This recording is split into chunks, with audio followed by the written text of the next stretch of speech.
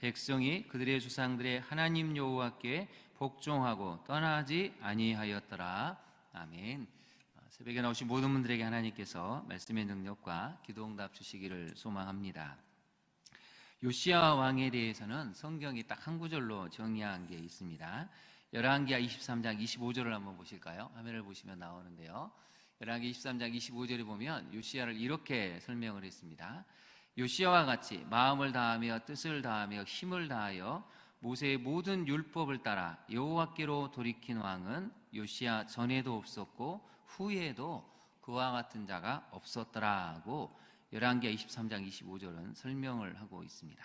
마음을 다해서 뜻을 다해서 힘을 다해서 모세의 모든 율법 말씀을 따라 여호와께로 돌이켰다고 나와 있죠.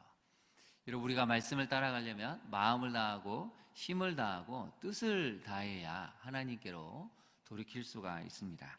오늘 본문에 보면 여러분 31절을 한번 보실까요? 31절을 보시면 왕이 이제 백성들 앞에서 또 자기 처소에 가서 하나님 앞에 언약을 세우는데 이렇게 이야기를 하죠. 31절 한번 볼까요? 마음을 다하고 목숨을 다하여 여호와를 순종하고 그의 계명과 법도와 율례를 지켜 이 책에 기록된 언약의 말씀을 어떻게 한다고 나와 있습니까?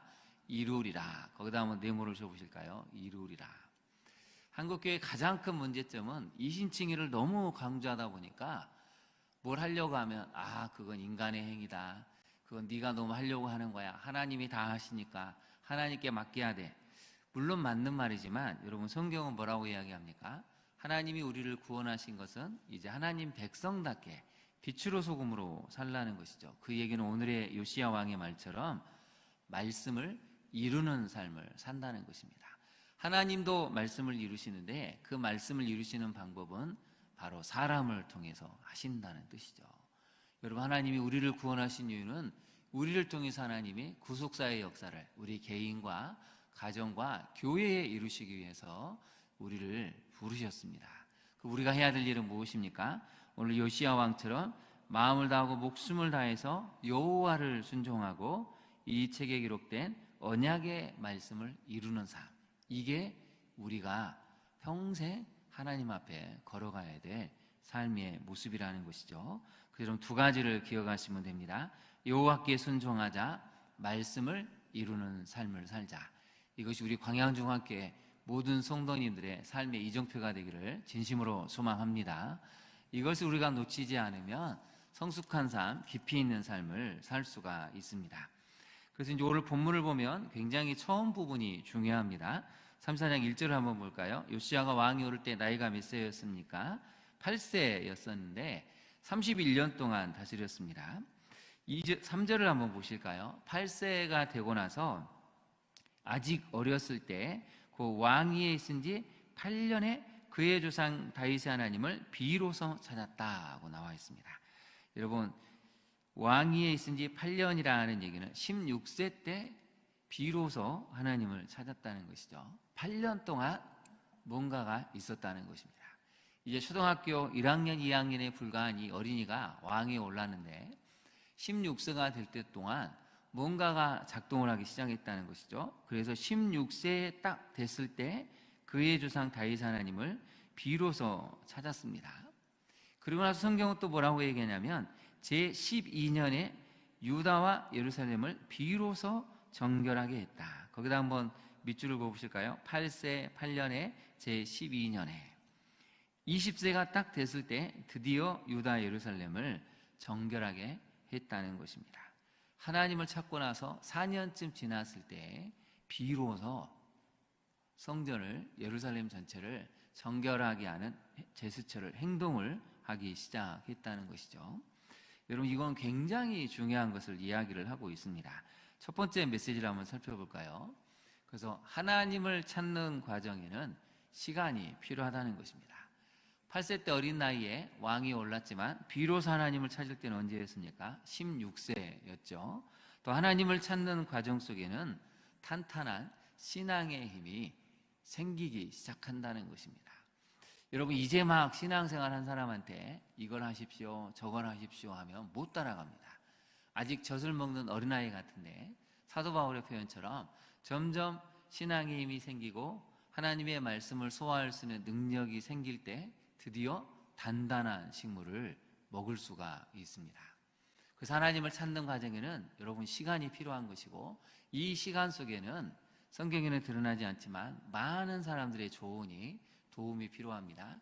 그리고 하나님을 드디어 비로소 찾았을 때 드디어 하나님이 원하시는 단단한 것들을 소화해낼 수 있는 그 탄탄한 신앙의 힘이 생긴다는 것이죠.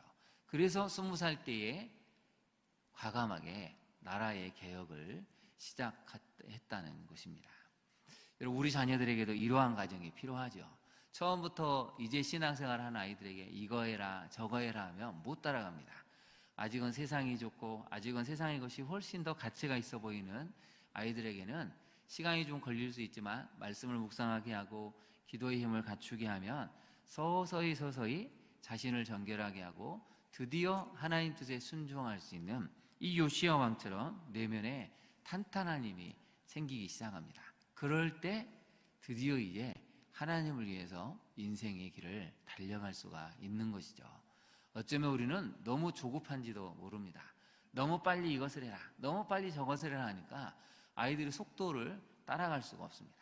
아직은 내가 조금 어린아이 같아서 이것도 해보고 싶고 저것도 해보고 싶은데 그 과정 속에 있는 아이들을 우리는 너무 정답만을 강요하니까 우리 자녀들이 어쩌면 버거워하는지도 모릅니다. 여러분, 우리 자신을 봐도 그렇지 않습니까? 여러분, 우리가 대단한 것 같아도 사랑하라 그러면 여러분 쉽게 다른 사람이 사랑이 되십니까? 좋아하는 사람은 쉽게 사랑이 되죠. 근데 나를 불편하게 하고 나에게 좀 모욕을 주고 나의 마음을 힘들게 한 사람을 용서하라, 우리도 어렵지 않습니까? 다 이런 과정 속에서 드디어 힘이 생기면 용서할 수 있고 사랑할 수 있다는 것이죠. 그래서 우리는 다 과정 속에서 하나님을 만나는 힘을 길러야 되고, 그 힘이 길러질 때 순종의 열매를 맺을 수 있다는 것, 이게 오늘 요시야 왕이 보여주는 굉장히 중요한 메시지입니다. 그 오늘 본문을 보면 이제 요시야 왕이 여러 가지 많은 것들을 하죠. 많은 우상들을 찍습니다. 제단들을 헐어버리죠. 4절을 보시면 또 아세네 목상들, 아루새긴 우상들, 부어 만든 우상들을 빻아서 가루를 만들죠. 제사하던 자들의 무덤에 뿌리는데요. 5절을 다시 한번 읽어보겠습니다. 시작. 제사장들의 뼈를 제단 위에서 불살라 유다와 예루살렘을 정결하게 했다고 나와 있습니다. 두 번째 메시지를 우리가 좀 많이 고민해 봐야 되는데요.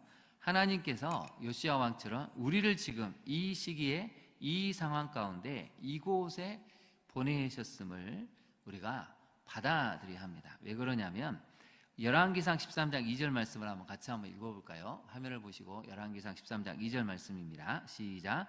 하나님의 사람이 제단을 향하여 여호와의 말씀으로 외쳐 이르되 제단아 제단아 여호와께서 이와 같이 말씀하시기를 다윗의 집에 요시야라 이름하는 아들을 낳으리니 그가 내 위에 분향하는 산당 제사장을 내 위에서 제물로 바칠 것이요 또 사람의 뼈를 내 위에서 살리리라 하셨느니라 하고, 이 본문은 열왕기상 13장을 우리가 다룰 때 여로보암이 하나님의 은혜로 북이스라엘 왕이 되었습니다.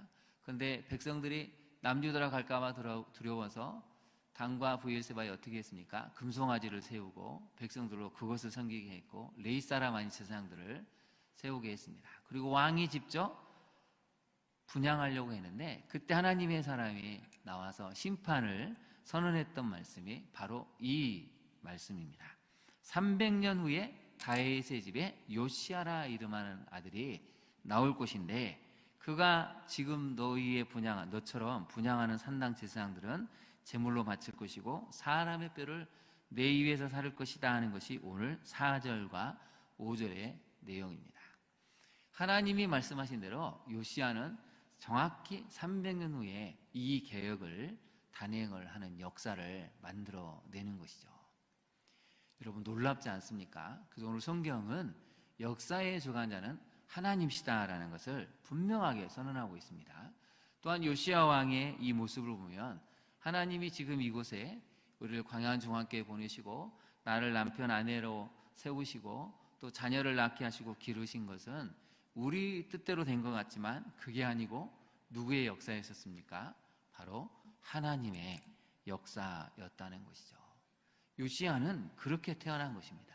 요시야 왕은 하나님이 300년 전에 미리 작정을 하시고 그 말씀이 어떻게 이루어지는가를 보여주기 위해서 300년을 기다리셨다가 오늘의 개혁을 이루어 내신 것입니다.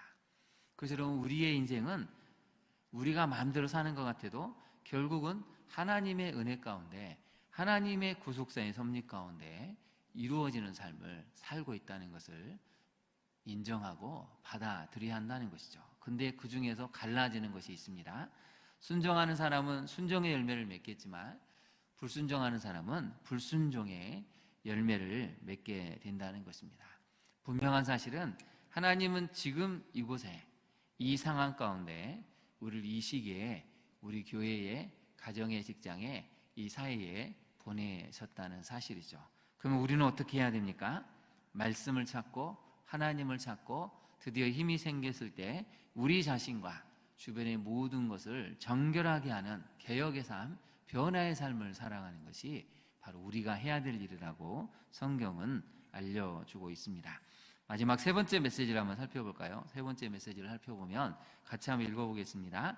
하나님 나라를 향해 함께 걸어갈 동역자들을 훈련시키고 예비해야 합니다.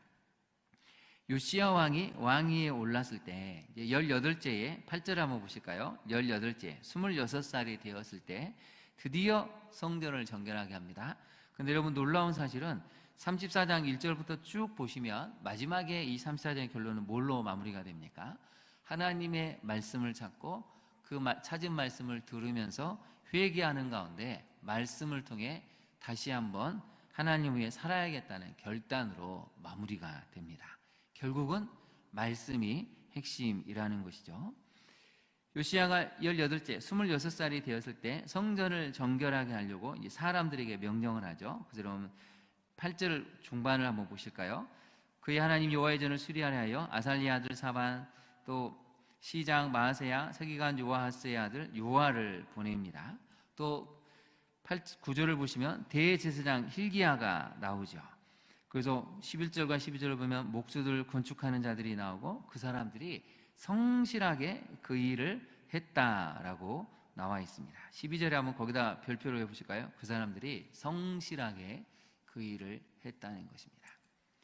함께 걸어갈 사람들이 곳곳에 있어야 되는데 요시야 왕이 복받은 비결은 하나님이 이런 사람들을 예비해 놓으셨다는 것이죠.